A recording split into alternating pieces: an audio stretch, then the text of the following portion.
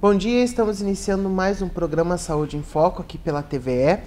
E hoje eu vou conversar com a Janaína. Bom dia, Janaína, seja bem-vinda. Bom dia. Nós vamos falar um pouquinho sobre o Setembro Amarelo. Janaína, o que é esse mês Setembro Amarelo e qual que é a importância dessa bandeira?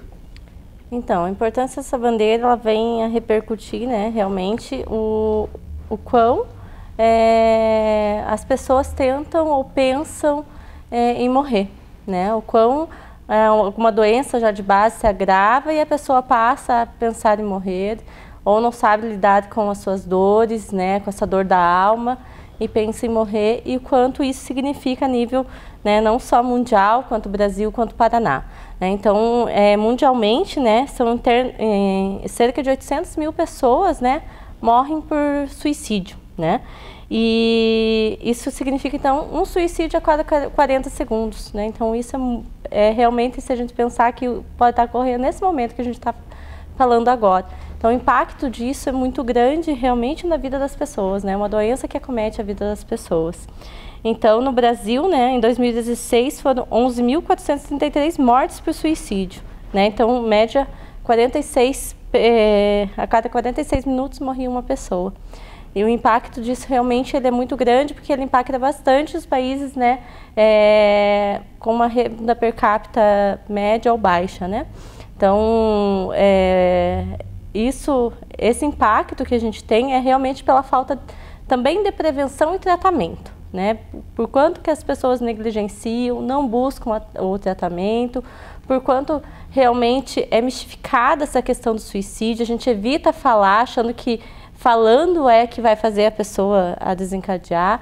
Então, esse momento desta ação do Setembro Amarelo, dessa campanha, que é uma campanha mundial, não é uma campanha isolada, Ponta Grossa, Paraná, Brasil, é uma campanha mundial, porque realmente, mundialmente, é afetado, né, os países são afetados, né, com a questão do suicídio. E é um mês que a gente tem que incentivar a fala, né, a gente tem que desmistificar. Falando, conversando de uma forma adequada, com uma tentativa adequada, um acolhimento adequado, uma escuta adequada, que a gente pode auxiliar as pessoas e prevenir o suicídio, incentivar a tratar e tudo mais. A gente percebe que é muito mais comum do que nós imaginamos, né? Eu e a Janaína, a gente trabalhou em um pronto atendimento onde a gente via muito isso, né? Inclusive, perdemos uma colaboradora que trabalhou conosco, né? Não estava mais, mas a perdemos por causa do suicídio. E os números, os dados são assustadores. Dentro de todos esses dados, esses fatores assim que a gente tem, Janaína, existe algum indicador que mostre quais são os fatores mais comuns da pessoa fazer essa tentativa ou pensar nisso? Então, os fatores mais comuns. Pode ser, sim, as doenças de base, mas não existe uma receita. Ou é isso, ou é aquilo. Pode ser uma soma de fatores, né? Mas o que a gente precisa observar? As mudanças de comportamento, isolamento, falas de morte, né? Doenças, né, pré-existentes já de depressão, transtornos de humor, uso de álcool e drogas. Às vezes a pessoa está exposta a um estresse muito grande no trabalho, alguma perda, agricultores expostos a muito agrotóxicos. Então, são vários fatores que podem sim corroborar para que a pessoa comece a pensar em morte, né? E aí é importante a gente pensar a questão, avaliar e observar a questão comportamental. Se tem uma pessoa que estava bem, sempre bem, né, alegre, feliz, com autoestima, e começa de repente a se isolar, a falar que não vê sentido na vida. Então, são os primeiros indícios que a gente tem que começar a observar e chamar essa pessoa no local correto, né, no momento também correto. Às vezes, não vou falar assim no meio de todo mundo, mas você está pensando em morrer, você não está dando valor para a tua vida, você é tão isso, tão aquilo, você posta fotos nas redes sociais todo dia, e como isso? Né? Então, a gente tem que estar livre de julgamentos, né? Então, tudo isso, fazer essa escuta realmente aberta com essa pessoa que a gente está observando que está dando alguns sinais. A gente percebe, às vezes, até por parte de familiares, que tem aquela pessoa que faz várias tentativas e eles negligenciam isso, né? Ah, tá querendo aparecer, enfim, a gente escuta, né? O que deve ser feito nesses casos?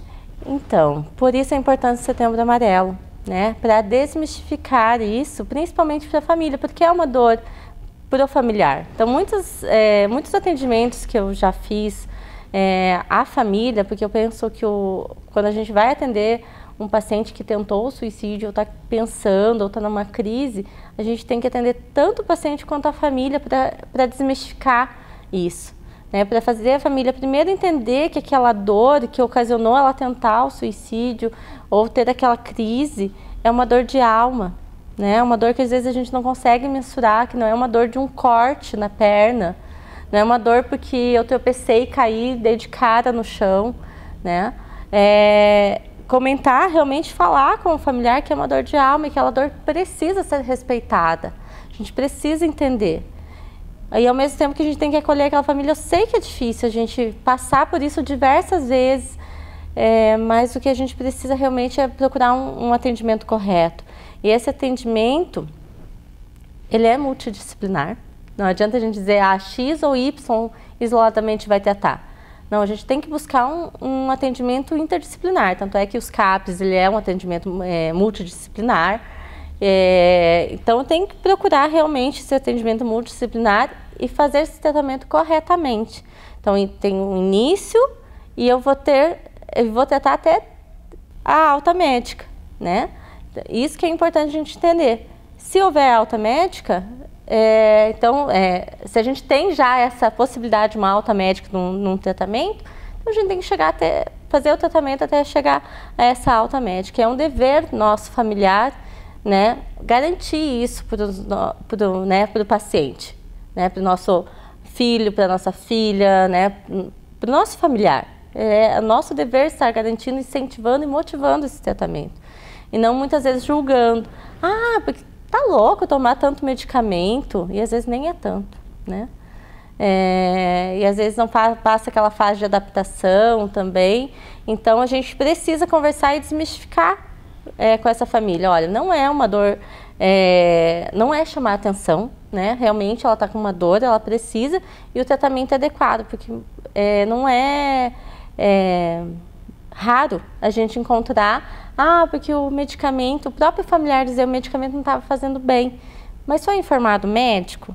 Então a gente conversar com a família, a importância realmente a gente buscar esse suporte profissional, né, neste tratamento. Se não está fazendo bem a medicação, vamos buscar o suporte, ou você seguiu adequadamente as orientações do médico, o que o médico falou, né? Então buscar esses recursos, conversar com a família e desmistificar tanto as doenças em si quanto o tratamento, né? Que é um tratamento que tem possibilidade alta, cada caso é um caso, é lógico, né?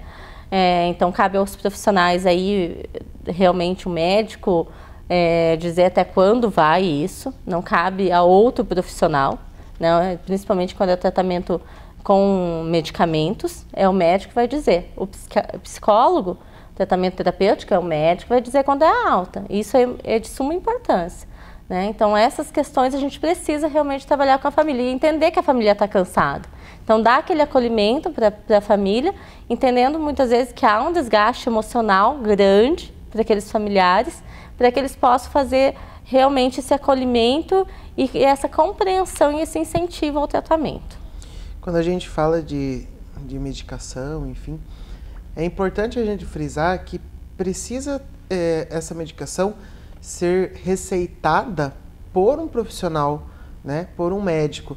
E não é aquela medicação que fez bem para mim, que eu tenho sobrando em casa e eu vou passar pro meu conhecido, pro meu familiar, enfim, né? E também nesses casos é importante a gente frisar que a família tem que estar atenta a essas medicações, porque a medicação ela pode ser uma arma para esse paciente também, né, Janaína? Então, assim, quando o paciente chega com uma crise, com uma tentativa, a gente já coloca os fatores de proteção após alta. Então, é tirar os meios, né, que o paciente tentou, fazer a vigilância familiar, que é importante, e verificar como que é o tratamento. Quem que está tratando esse paciente? Para ver se é o médico, porque não é raro também a gente encontrar. Não, eu tinha um medicamento que eu tomava e me fazia bem e eu estou dando, está tratando com esse, né? E não é, o tratamento não é, o tratamento é individual.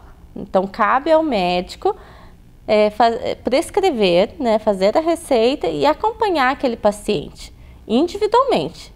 Então, realmente, como você disse, o que faz bem para mim pode não fazer bem para você. E quem vai saber o que tem que ser receitado é somente o profissional médico. Então, quando é criança, quando é adolescente e a gente está lá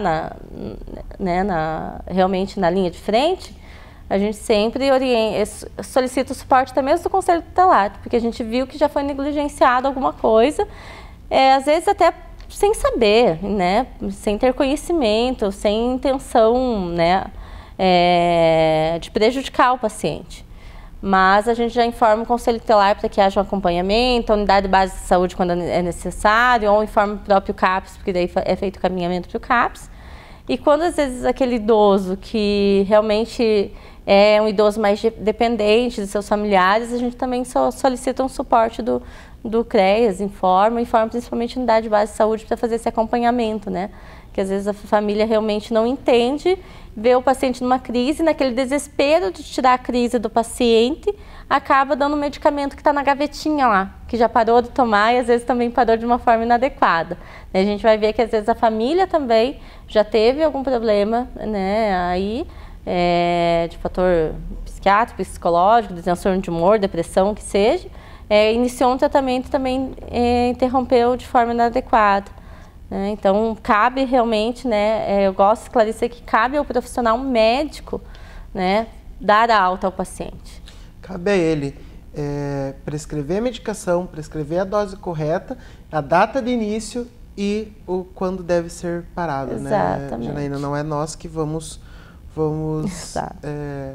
falar isso. Os médicos estudaram para estar fazendo essas prescrições. Nós vamos para um rápido intervalo e já voltamos falando um pouquinho mais sobre o Setembro Amarelo.